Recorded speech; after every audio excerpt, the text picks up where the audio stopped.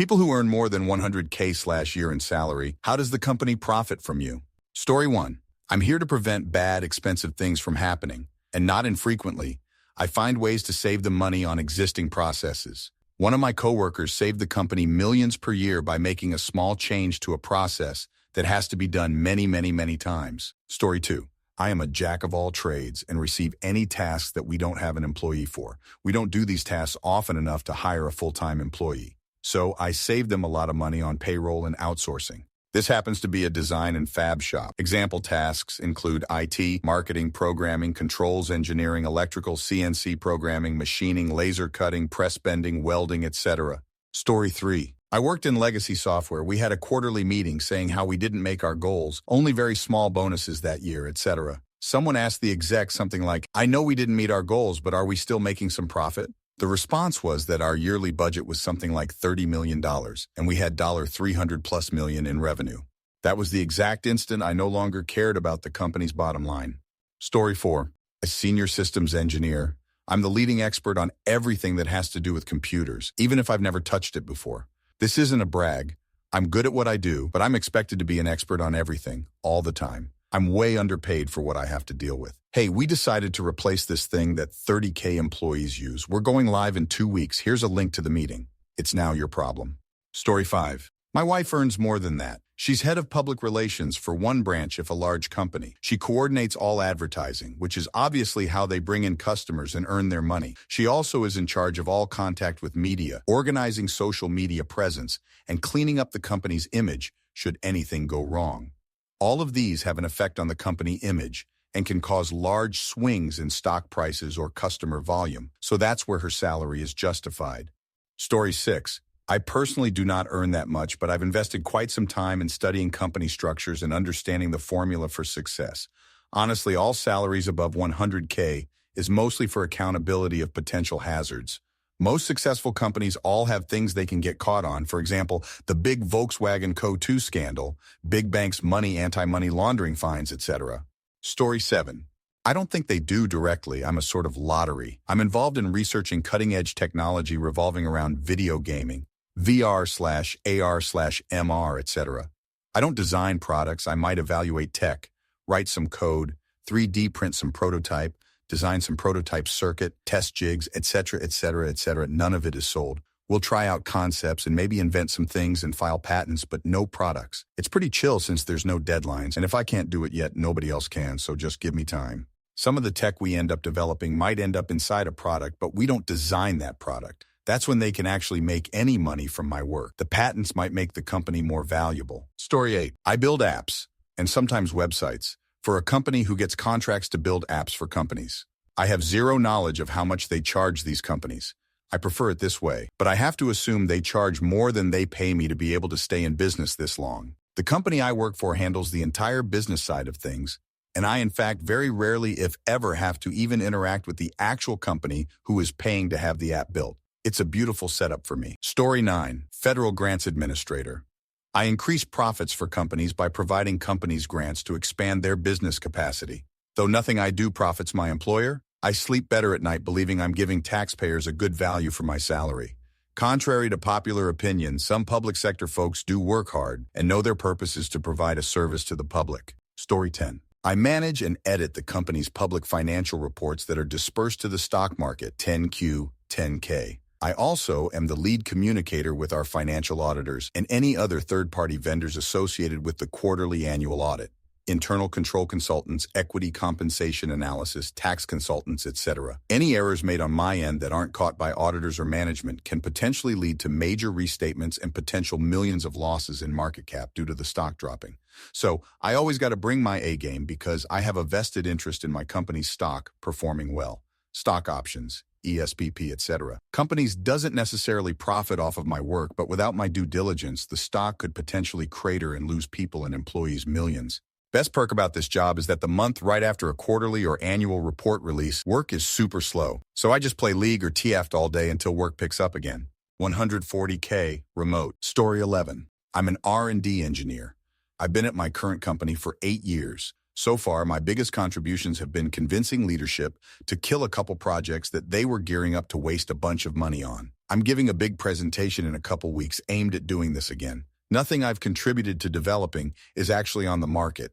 I've tried to leave a few times and they just keep offering me more money. Story 12. As well as being the one that stops the company from hemorrhaging money when something goes wrong, I also implement improvements and changes that save the company hundreds of thousands a month. One recently was a reduction in the usage of a specific material to the tune of $140,000 a month, while also more accurately meeting the customer specification. Being clear, there are absolutely people making above $100K that are not worth it. Story 13, Director and HRite. My job is to make sure my team fixes all HR-related issues. So profit, it is subjective. My team rolls out new ways of improve HR integrations, but also puts in new software or Tableau reports so leaders across the company can make informed decisions based on the data we are presenting. In theory, they should be using the data to either improve HR hiring practices or other factors. I won't go into too much detail, but yeah. So I make the company profit. Personally, I don't think so. I help them save money, but I believe my team and my role is more of a necessity to keep payroll, HR, email accounts, etc. from going all belly up. Story 14. I help users to find fixes, workarounds, or mitigations when they have problems with our software. So I guess by directly contributing to customer retention and satisfaction? Edit. I'm L2/L3 Enterprise Technical Support. My users are major commercial, industrial, and pharmaceutical companies, not Aunt May and Uncle Ben. Story 15. I am an independent certified financial planner. Client pay me about $350K per year to manage their assets. I have a contractual right to that revenue, as well as a right to solicit those clients should I move to another firm. My business is tremendously expensive to operate. Technology, compliance, staff, office space, and licensing fees are things that cost less if I operate on a platform that takes a % of my clients' revenue. Without the firm, these costs would go up dramatically for me. Without the firm, many of the fixed costs like office space and staff would be the burden of the firm. By pooling my revenue with their resources, we are both enriched. I save on costs to operate there. They get paid a fraction of what clients pay me and avoid fixed costs they would pay anyways. This is a natural, ethical, and mutually beneficial arrangement for all parties. Story 16. How does the US Gov profit off of me? They tell me what to wear, when to shave, when to cut my hair, when to work out, when to change duty stations, and possibly even when to cash the blank check I signed with the value of up to my life. Story 17. I make sure no one else screws up and costs the company money. I supervise 5 employees as well, so I make sure they all work more effectively. The number of times I've showed up, see how it is going, and solved an issue in seconds they've worked on for hours. Story 18. I'm in purchasing. Beyond the simple buying part of my job, I'm also responsible for tracking program budgets and flagging ones that appear to be going over budget, helping sales and engineering identify products and vendors to meet customer needs, and reviewing bills of material and prints for errors. Story 19. I increase efficiency by teaching people how and what to improve. I reduce bugs with help of team and their associated costs, and improve product quality overall by UX insights, ultimately boosting customer satisfaction and revenue. While sometimes some bug comes to prod, which impact revenue, all created improved processes by me where they're implemented to minimize those losses significantly, preventing widespread problems that would affect a much larger percentage of our customer base. No product is perfect, but we should strive for perfection wherever we can. Sometimes company don't have time, resources, or knowledge of bits of system or so. Story 20. They pay me over $100K/year and I help them keep a book of business of clients of around 15 million happy, productive, and retained. Customers often buy software and tech they need, but don't have the ability or insight or structure to deploy, so they could invest $500,000 a year and either do nothing with it or make a 310x ROI on that investment if they approach it in the right way. My role is to smooth over the transition from older methodologies and batch-based historic data usage into real-time data activation and use. I help identify risks within the customer and within our own organization to avoid very expensive mistakes and try to prevent future ones happening. I've done this specific role for going on a decade, and I am one of the most experienced at it in the world, which gives me a lot of freedom. IWFH. Unless I'm visiting customers nationally or globally, I mostly make my own hours. I choose my own approach and content, and I have earned my high price and high freedom through consistent, independent results. I aim to work 20 hours in the average week, and still smash out results they are delighted with. My work-life balance rests on me being efficient, effective, and reliable. Story 21. Individual work I do saves millions in cost avoidance versus how it was being done before. Mostly inventory optimization and distribution footprint. That off the bat paid for many years of my salary. Then I identify and take on further cost avoidance efficiency projects that save at minimum $1M/year. Yes, I'm taking other people's time when doing project-based work, but the net is very much in the company's favor. I work in operations supply chain. Story 22. By fixing and looking after oil tankers, making sure the load and discharge the correct product and customs docks are issued correctly, then making sure payment is made to the vessel owner. I'm on call 24/7 and get woken up many times during the night by all sorts of people, including the captain of ships. Story 23. I make the company about 3 times what they pay me. In reality, it's much more than that, but it's less direct. In an employed primary care doc, my take-home is about 1/3 of my billing.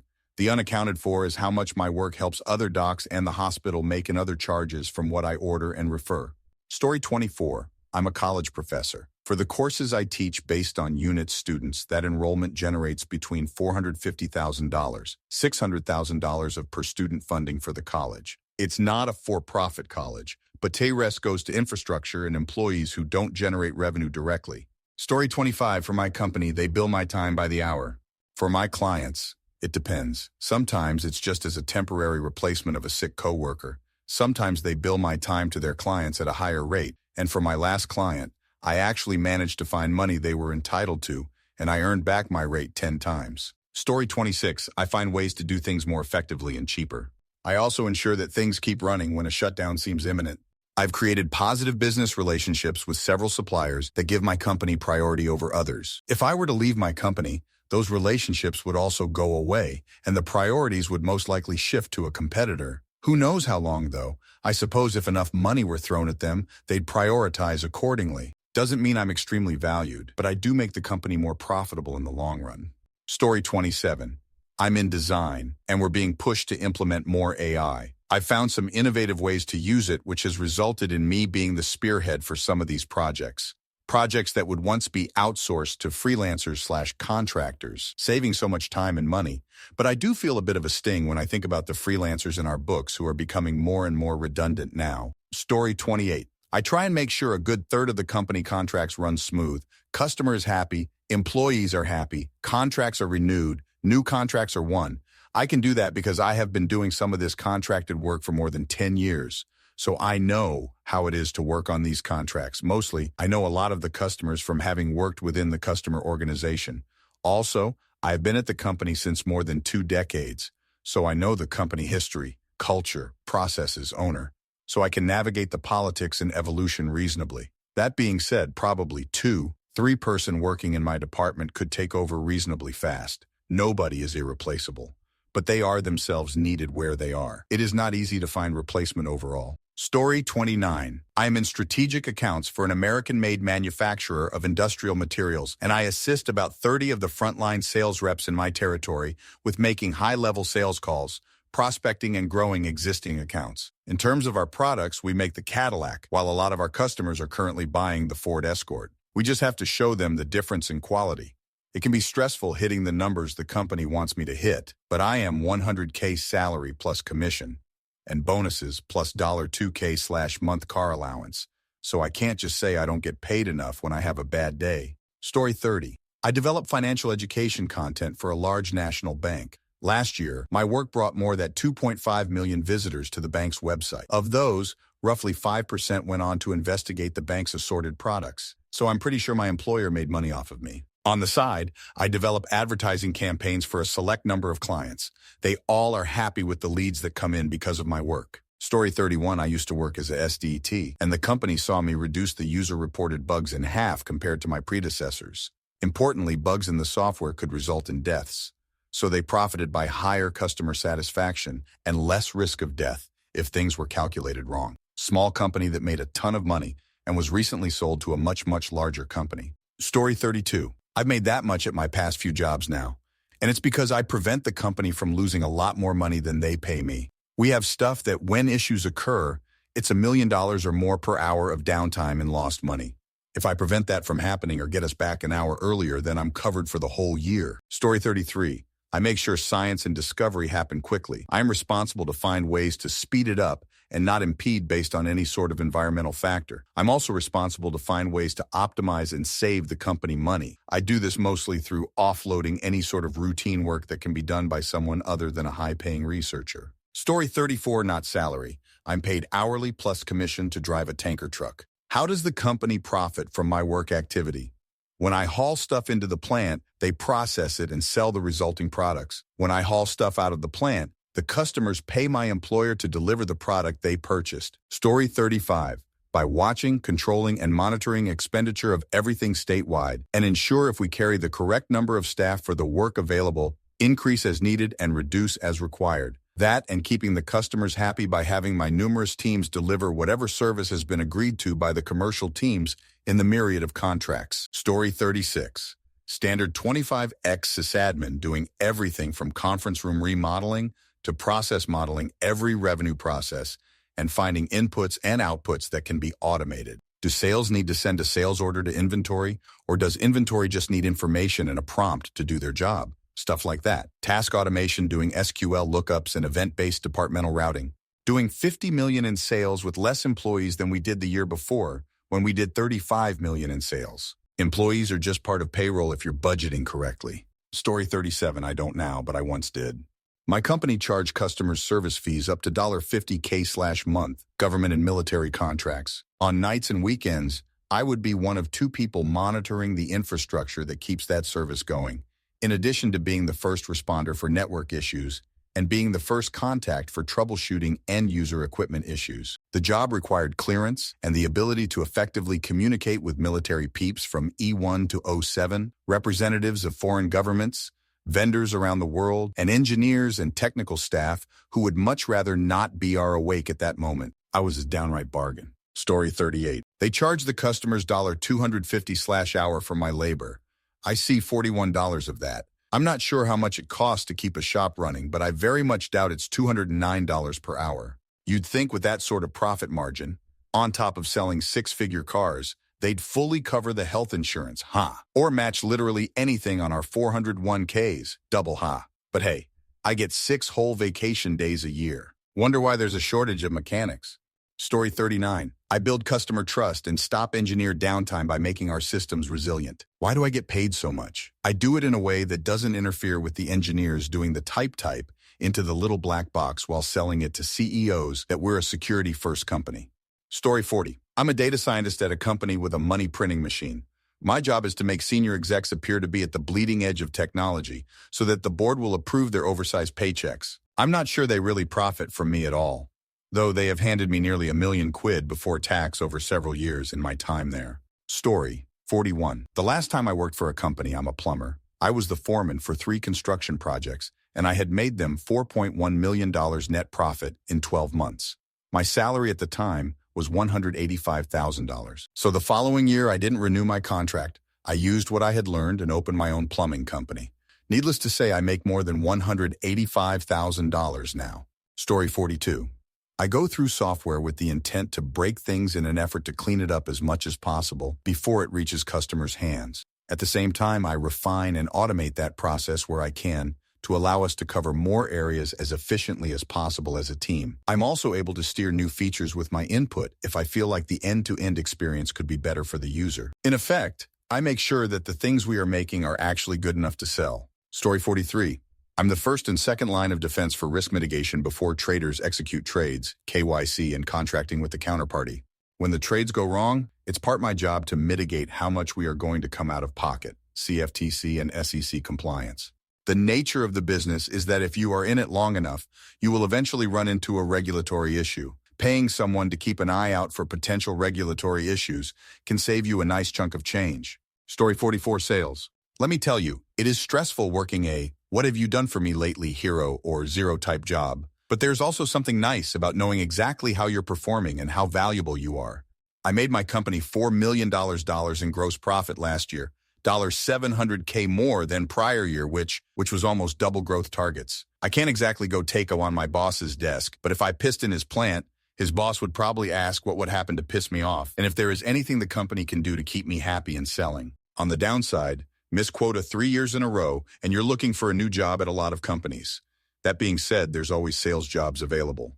Story 45, I'm a programmer. I am making their new product. Me and about 20 of their best minds. It's in production and we keep expanding it every month to make it better and more useful. The product is free, but customers pay for their services. The product is the best in the business, and I help make sure it stays that way. How much they make from me? That's a hard number to calculate, but they are profitable. And every time my boss demos the new product, he gets gasps of amazement, and we usually get a new customer, despite the fact that it costs them millions to switch to us. The average customer is worth about $10 million per year to the company. Story 46. I prevent the company from overspending in multiple processes. When something is done without my knowledge and a loss is identified, I get the money back. If a vendor makes an error, I make sure they correct it or reimburse us if they cannot. Between money saved and money returned, company gets back my salary tenfold a year. Story 47. This is a funny question. Companies don't rake in millions or billions in profits by paying employees more than they make off their work. By and large, most employees are vastly underpaid when compared to the amount of money the company makes on a whole off the collective efforts of the workers. Even when someone makes more salary than the exact dollars they produce for the company, that employee is typically in some kind of essential role for supporting the product the company sells. Story 48. I'm responsible for %40 of the organizational COGS. $30 million. Manage inventory for production while minimizing waste. I am at senior level now. We have hit KPIs in all 5 years I've been here. Highly successful year-end audit inventories with less than 1% disputed inventory diff. Hit my bonus every year. Story 49. Right now I'm responsible for making recommendations on some very large equipment we're buying. I'm talking 7- and 8-figure contracts. I'm also the most experienced person on my team, and I'm the only person who knows in detail how a lot of these machines work. The company is under a contract to construct a first-of-a-kind facility, and they hired me because I've done engineering work in similar facilities. Story 50.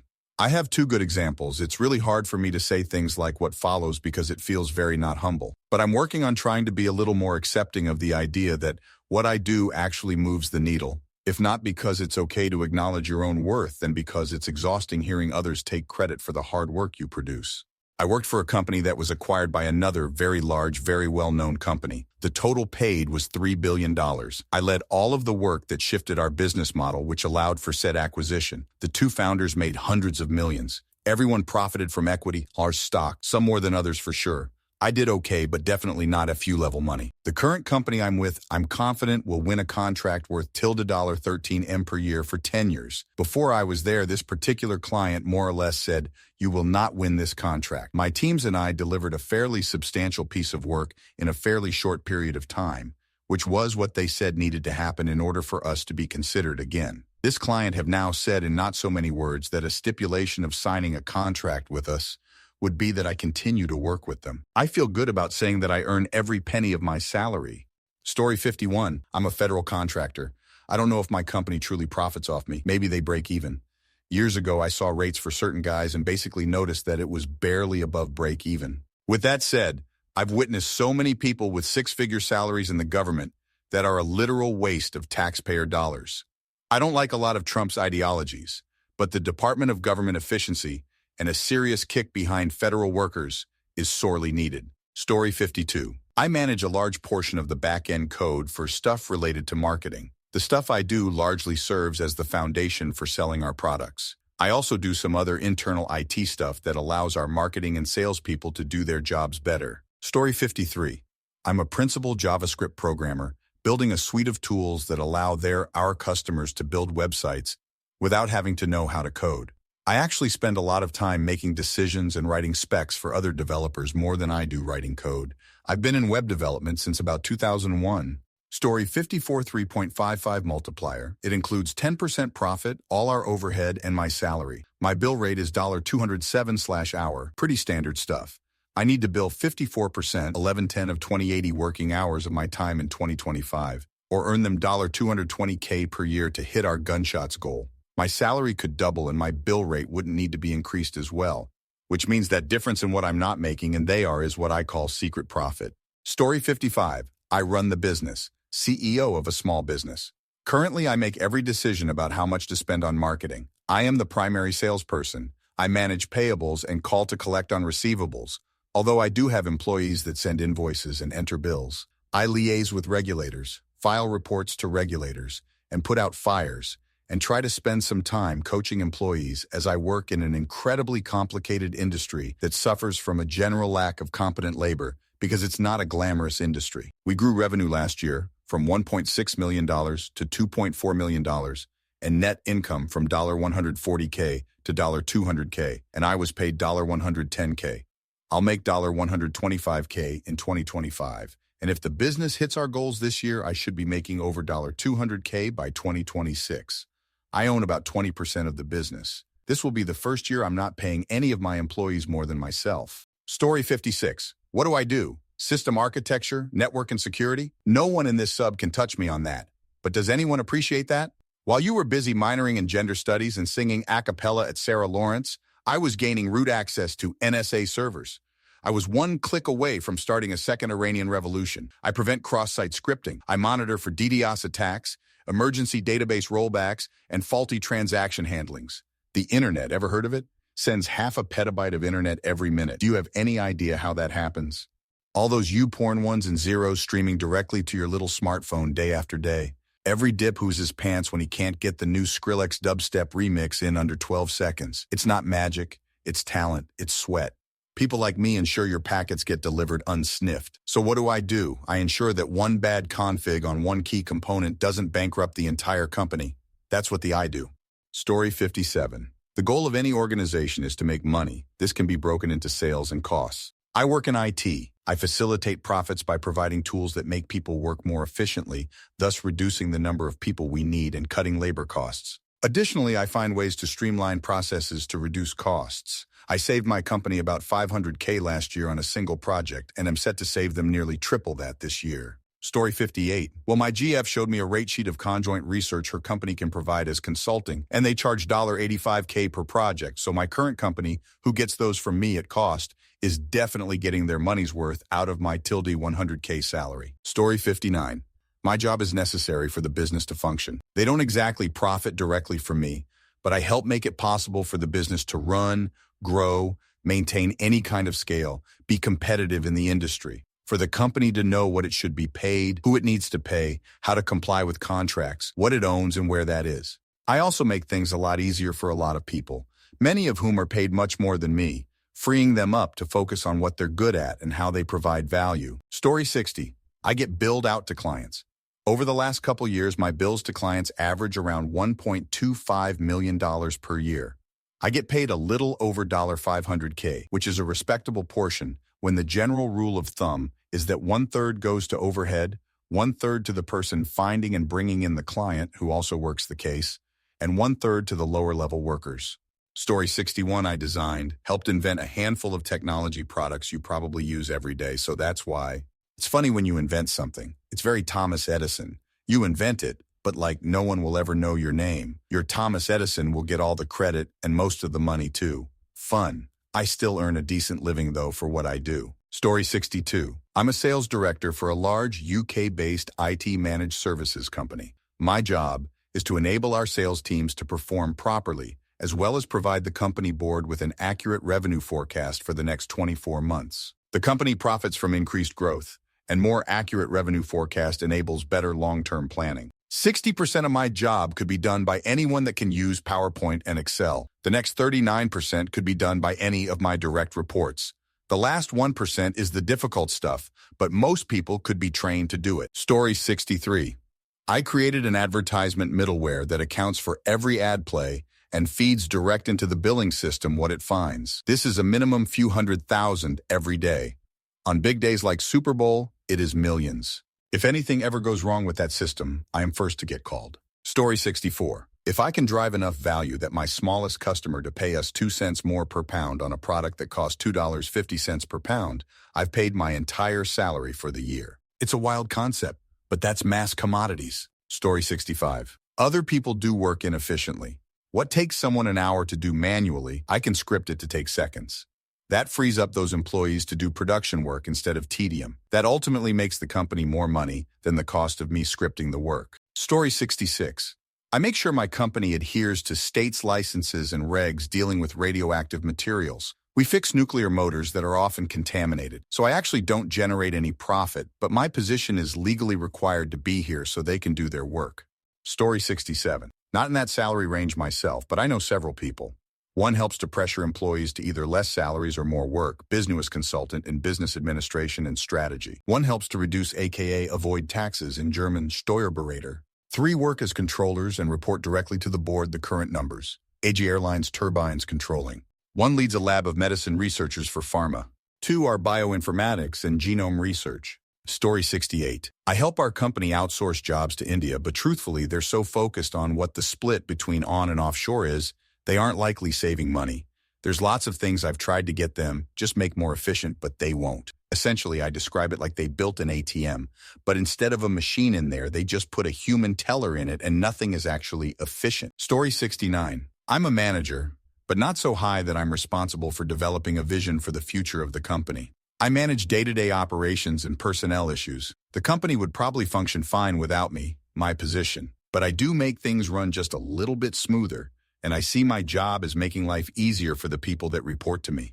Story 70. I do one specific job that about 7 people out of 7,000 in the company can do. And not only do I do it better than all but one of those people, I also develop our new plans for the future and coordinate different groups dependent on my work. In return, I'm left alone. I prefer this very much. I don't want title advancement, I just want more money and to be left alone to do my thing. Story 71. I generate planning fees, money management fees, and insurance commissions as a financial planner. Let's say, for example, the total of all 3 this year is $800K. We then have a split with the firm where the planner is getting anywhere from 20 to 90% pending many factors. In my case, I get a 35% payout rate, so I'd make $280K, and the company would keep the remaining $520K. Story 72. I make sure that process-level communication occurs via fiber optic pathways, and Cisco switch configurations are made accordingly so that steel can be made from scratch in an electric arc furnace, poured into caster,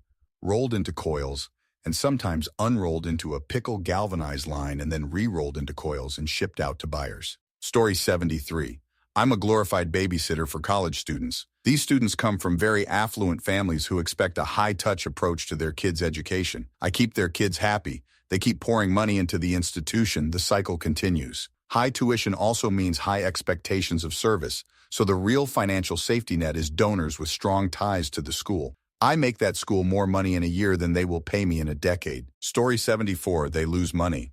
My job really isn't necessary at the place I work. The employees could do my job easily without adding too much to their to-do list. They already do a bunch of the paperwork. But it would require my manager to do a little more administrative work for time cards. But in most plants, my job doesn't exist, and the one manager does most of the work. I'm glad for the check, but the amount of work I do doesn't call for my job to exist.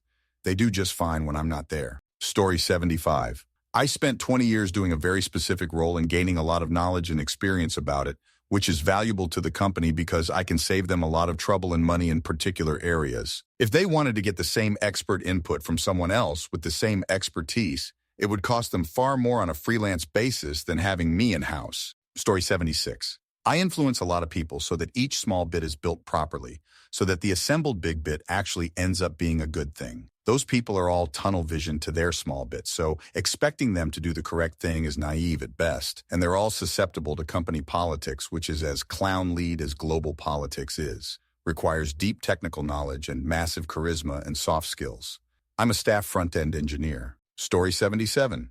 To massively oversimplify, I generate the offers shown to customers when they want to purchase our product. When they make a purchase, we then make and store electronic receipts, so we know when and how much we charge the customer and for what product. When a customer buys something, we place a hold on their credit card, and at night, we collect. I keep a spreadsheet that automatically updates how much money the products I am responsible for have made. It is a lot easier to talk about raises when I can point out that since I took over a specific product, revenue has increased by a specific percentage. Story 78. I research, prioritize, and coordinate work for software changes. If I do my job poorly, we can lose millions in potential sales via bugs or just poor user experiences. If I do my job well, we might gain millions from people who wouldn't have purchased our product before but do now. Every change we make is released to a portion of our customers before everyone else. The result is we get to see when our change is a big winner that results in millions of extra revenue. Story 79. I built a large part of the product we sell. Recently, we used an LLM to automate a manual task that we couldn't scale with people. Given the demand, we were weeks behind in delivery with clients threatening to cancel the contract. Now clients love it, especially with the added detail and almost instant delivery. The product is human reinforced, so it didn't remove our expertise but can scale more or less indefinitely. It allowed us to free up most of the $1 million we spent on paying people to do the task. Story 80. I was a software salesman. In tech, the only real cost is salaries.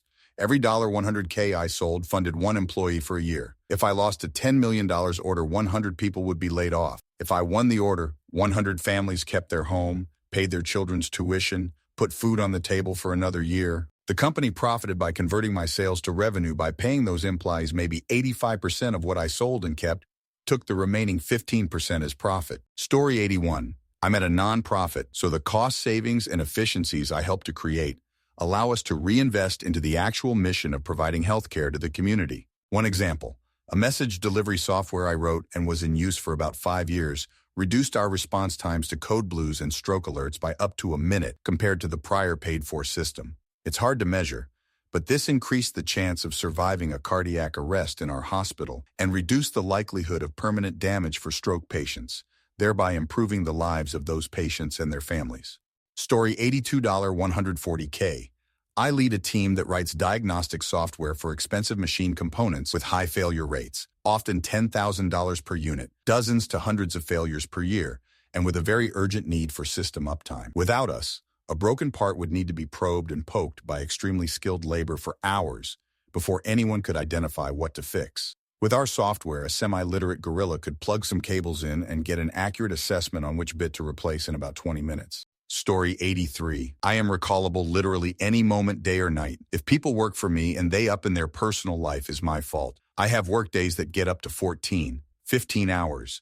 And if that's on a Friday, but I have work again Saturday, that's just too bad. I get relocated every 3 years on average, but can be as often as every 18 months. Do I have a family and can't bring them to the new work location? Congratulations, I now have to do my job separated from them for a minimum of a year. Not to mention some work locations just take you from your family for 7, 9 months anyway. Is my boss extremely toxic? That's okay, you just endure it, because either you or them is due to be relocated soon. 1, 2 years. Anyway. Of course, this is all self-inflicted cause I'm an officer Navy. I could choose to leave at any point I want since I've completed my time obligation. But there's something about the good people you meet and get to work for /with/over, and those relationships you build that remind you that there are people serving who do give a and want to push for better things, makes it worth it. Yeah, I got off work at 1900, and I have bridge watch starting at 2200 going until 0200, and I have to be at quarters tomorrow morning at 0630. But my team and I are driving through the Red Sea on a crystal clear night, with more stars than I've ever seen before in my life. And 3 days ago, I got to watch the sunset over the Mediterranean. 5 days before that, I got to see Europe to my left side and Africa to my right. This went a few directions, I'm sorry about that. But yeah, that's how the government profits off of me. Story 84, I don't do anything, I wish I was joking.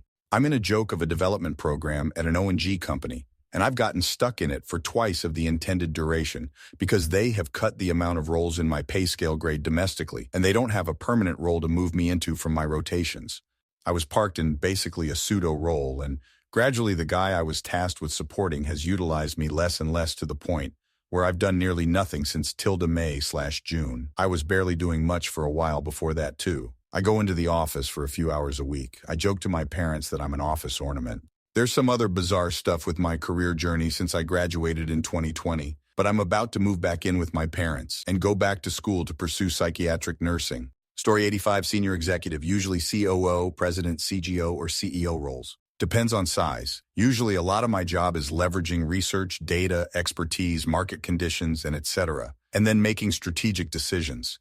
I also bring in big clients, help influence government policies, etc. With earlier stage companies, I do lots of product work, operational organization, and investor relations, capital raising. So lots of ways.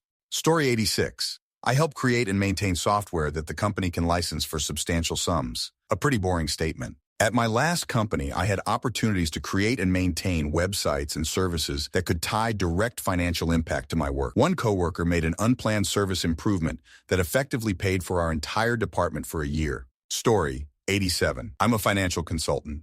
I bill out my time at $450 an hour to clients. If I were to bill every hour of the year and not take a vacation, 2,000 or so hours, that would be $900,000 in revenue for the firm.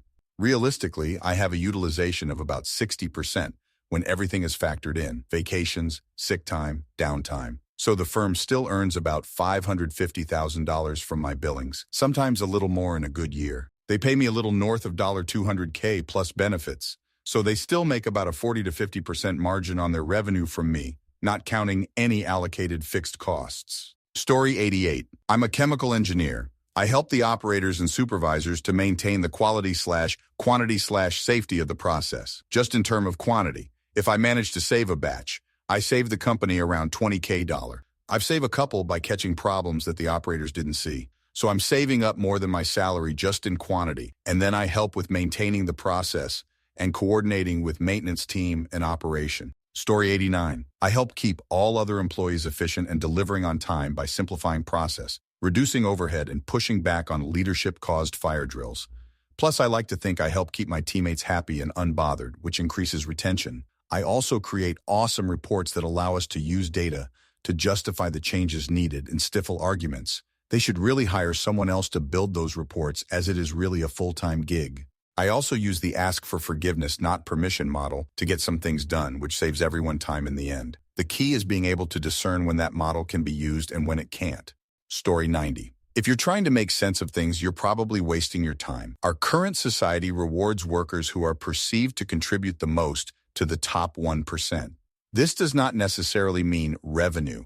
Any job that serves to fulfill the needs and desires of the top 1% is rewarded accordingly. If you look at many Fortune 500 companies, they are filled with workers who do meaningless work that is more about perceived value than any actual work that is performed. Story 91. I build software which automates jobs or makes them more efficient. Sometimes that means they don't need certain positions anymore, but mostly it means they don't need to hire as we grow and scale up. Also, my main product is considered a competitive advantage, so it helps them raise capital from investors, increasing the stock price. Story 92. I manage a fleet of tractor-trailer operators, essentially safety and compliance. Being the right person for the job means you're creating a culture of safety that is more stringently adhered to.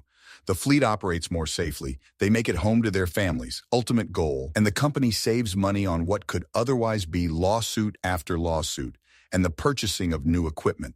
Story 93. They saved their multi-billion-dollar contract and the executives got their hefty bonuses. I was handed the work and told the person in charge basically dropped the ball at like week 44 out of a 52-week project. It wasn't their fault, though. It was a tumultuous time in our shop and there was a lot of turnover. I came in during the holidays when everyone else was off, pushed myself too far, and severely aggravated an old injury. I felt like my old self again, though. I'm a good fixer when it comes to problems. I don't know why, but I just adapt well. I can't be like my old self anymore, though, not until I find a good long-term solution. I got a lot of thank yous and gratitudes from pretty high-up people.